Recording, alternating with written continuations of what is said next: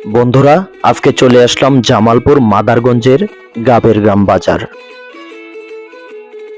মাদারগঞ্জ পৌরসভার বিভিন্ন অঞ্চলের মানুষ তাদের চাষকৃত মরিচ বিক্রি করা বা বাজারজাতকরণের উদ্দেশ্য ঘোড়ার গাড়িতে করে গাবের গ্রাম বাজারে নিয়ে চলে এসেছে। মূলত সকাল 10টা থেকে সন্ধ্যা 6টা পর্যন্ত এই মরিচগুলা গাবের গ্রাম বাজারে ক্রয় বিক্রয় করা হয়